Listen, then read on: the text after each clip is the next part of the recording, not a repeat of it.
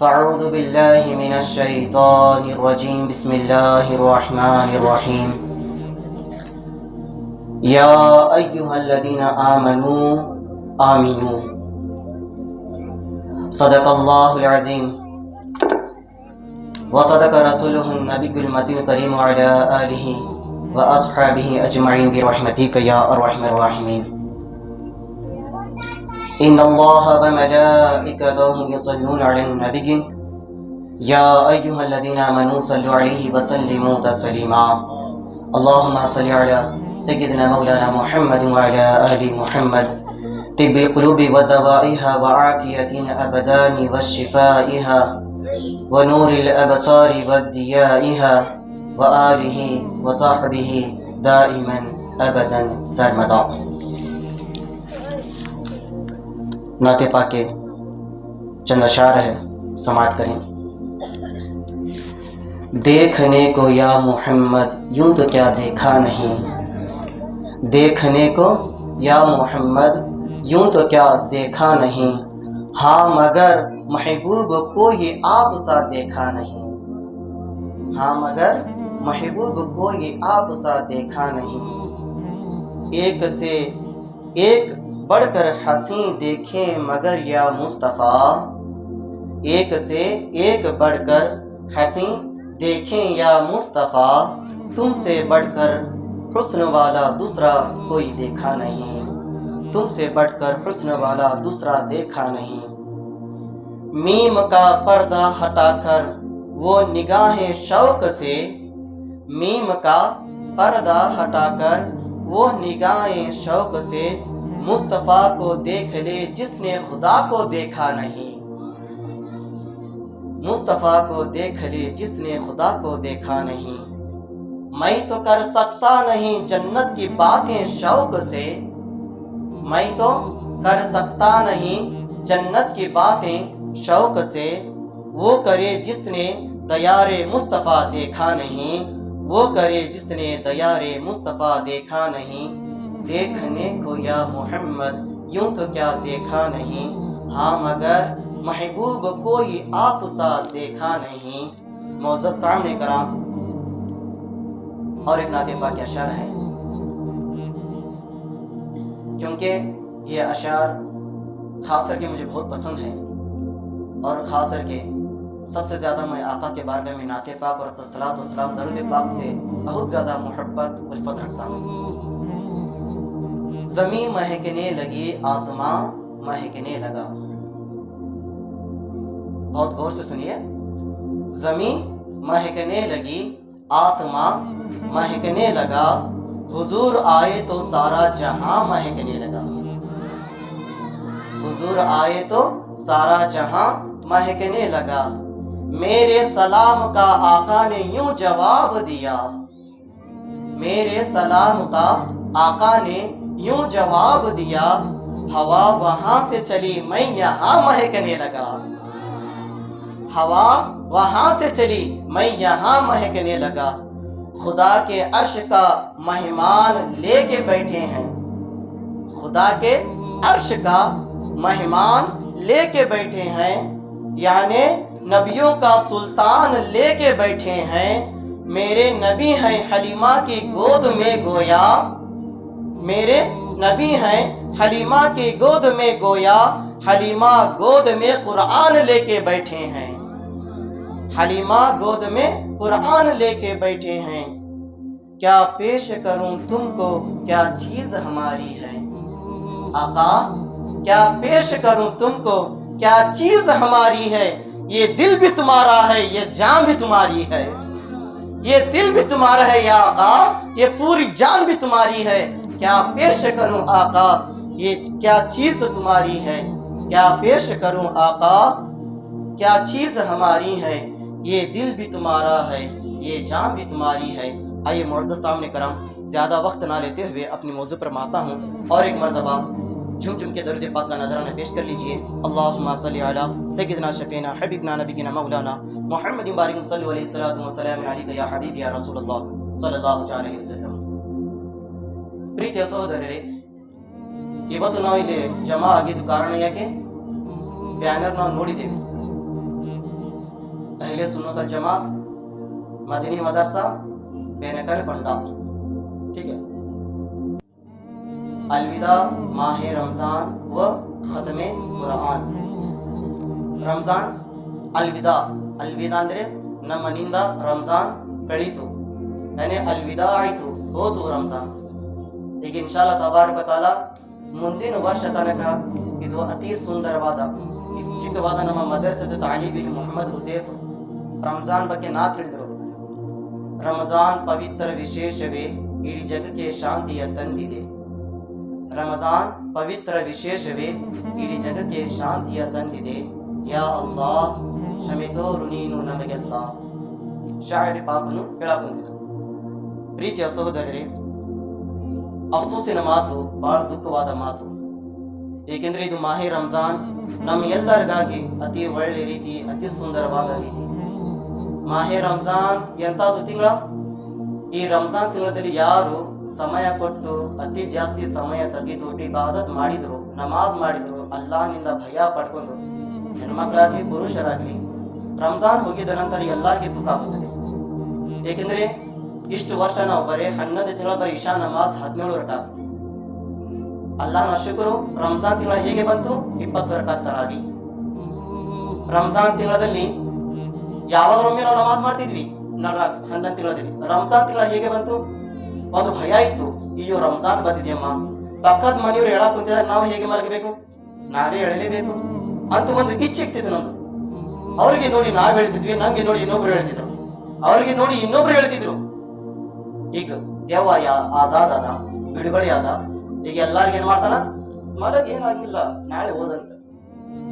ಈಗ ದೇವನ ಕೆಲಸ ಏನು? ಅವ್ರು ಹೇಳಿದರೆ ಏನಾಯ್ತು, ಅವ್ರು ಮಾಡಕೊಂತಾರ ನಮಾಜ್. ನೀನು ಹೊಲಕ್ ಹೋಗುವ, ನೀನು ಆರಾಮಾಗಿ ಮಲಗ್, ನೀನು ಅಂಗಡಿಗೆ ಹೋಗುವ, ನೀನು ಆರಾಮಾಗಿ ಮಲಗ್. ನೀನು ಶೈತಾನ್ ಇನ್ನು ಮಲಗ್ತಾನ, ಆರಾಮ್ ಮಾಡ್ರಿ, ಇನ್ನು ಆರಾಮ್ ಮಾಡ್ರಿ. ಆದ್ರೆ ಮಾಹೆ ರಂಜಾನ್ ಅಲ್ಲಿ ಯಾವುದೇ ತರಹದ ನೀತಿ ಬರ್ತಿದ್ದಿಲ್ಲ, ಸುಸ್ತಿ ಆಗ್ತಿತ್ತು, ಆದ್ರೆ ಮಲಗತಕ್ಕೆ ಶೈತಾನ್ ಬರ್ತಿದ್ದಿಲ್ಲ, ಭಯ ಅನ್ನೋದು ಇರ್ತಿತ್ತು. ಪ್ರೀತಿಯ ಸಹೋದರರೇ, ಅಲ್ಲಾಹ್ ರಬ್ಬುಲ್ ಇಜ್ಜತ್ ಕುರಾನ್ ಮಜೀದ್ ನಲ್ಲಿ ಹೇಳುತ್ತಾನೆ, ಯಾ ಅಯ್ಯುಹಲ್ಲದೀನ ಆಮನು ಆಮೀನು. ನೋಡ್ರಿ, ನಮ್ಮ ಮದರಸದ ಮಕ್ಕಳು ಇಮಾನಿ ಮುಜ್ಮಲ್, ಇಮಾನಿ ಮುಫಸ್ಸಲ್ ಓದಿದ್ರು, ಚಿಕ್ಕ ಚಿಕ್ಕ ಹುಡುಗಿಯರು. ಇಮಾನಿ ಮುಜ್ಮಲ್, ಇಮಾನಿ ಮುಫಸ್ಸಲ್ ಅಂದ್ರೆ ಚಿಕ್ಕ ಹುಡುಗರು ಯಾರು ದಯವಿಟ್ಟು ಮಾತಾಡಬಾರ್ದು. छोटे बच्चे चुप रहो. आमन्तु बिल्लाहि व मलाइकतिहि व कुतुबिहि व रसूलिहि वल यौमिल आखिरि वल क़द्रि खैरिहि व शर्रिहि मिनल्लाहि तआला वल बअथि बअदल मौत. ಇದರ ಅರ್ಥ ಏನು? ಈಮಾನ್ ಅಂದರೆ ಅಲ್ಲಾಹನಿಗೆ ನಂಬೋದು, ಏಕ್ದಮ್ ಕಟ್ಟ ಪಕ್ಕವಾಗಿ ನಾವು ನಂಬಲೇಬೇಕು. ಇದಕ್ಕೆ ಈಮಾನ್ ಅಂತ ಹೇಳ್ತಾರೆ. ಮೊದಲನೇ ಯಾವ್ದು ಮೇಲೆ ನಾವು ಈಮಾನ್ ತರಬೇಕು? ಆಮಂತು ಬಿಲ್ಲಾಹಿ ವ ಮಲಾಯಿಕತಿಹಿ.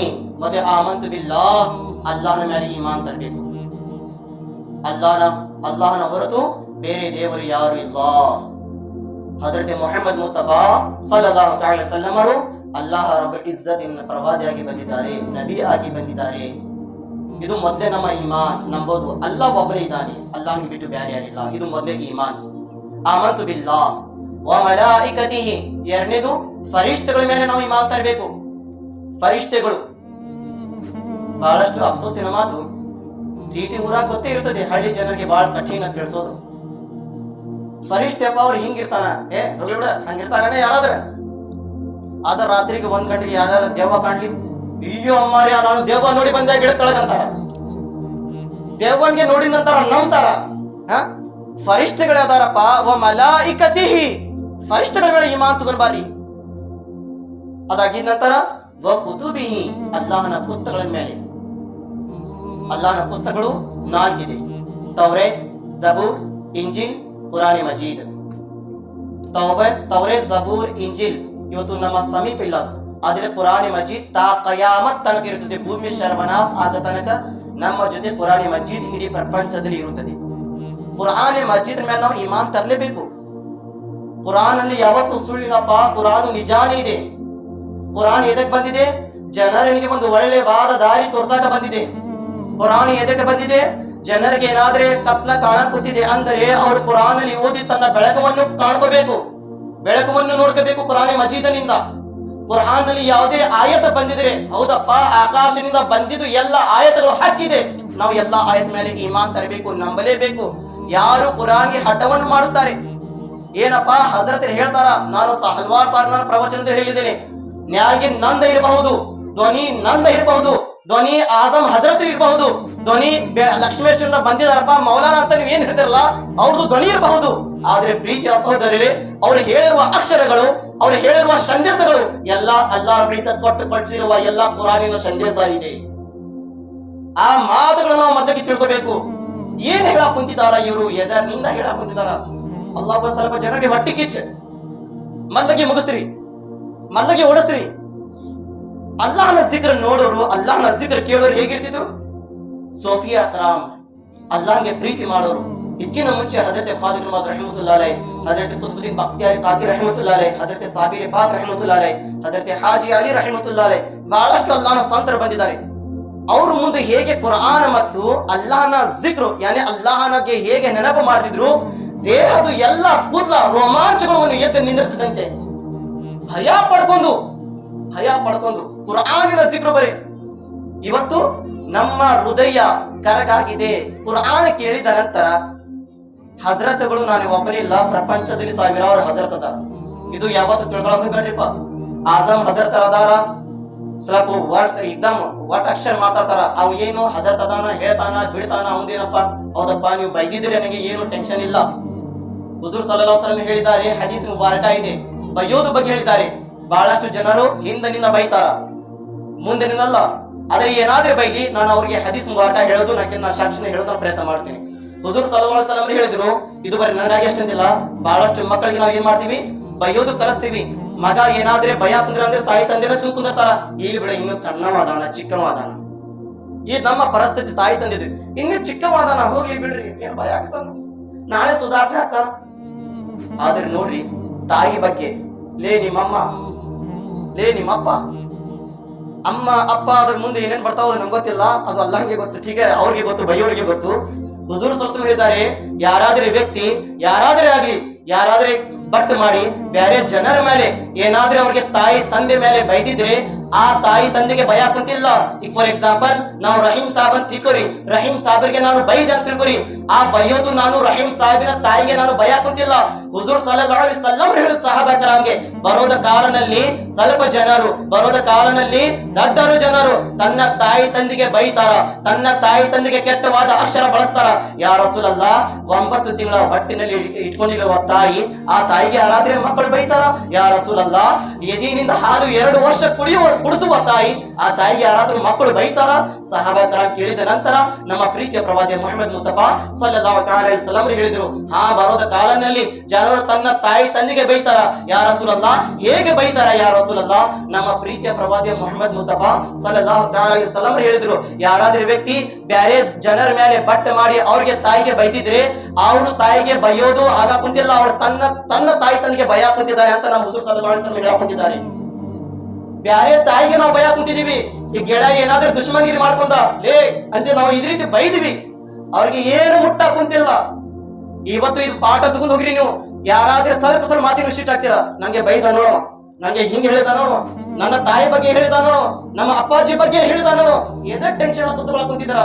ನಿಮ್ಮ ತಾಯಿ ಬಗ್ಗೆ ಹೇಳಿಲ್ಲ, ಅವನ ತಾಯಿ ಬಗ್ಗೆ ಹೇಳಕ್ ಕುಂತಿದ್ದಾನೆ.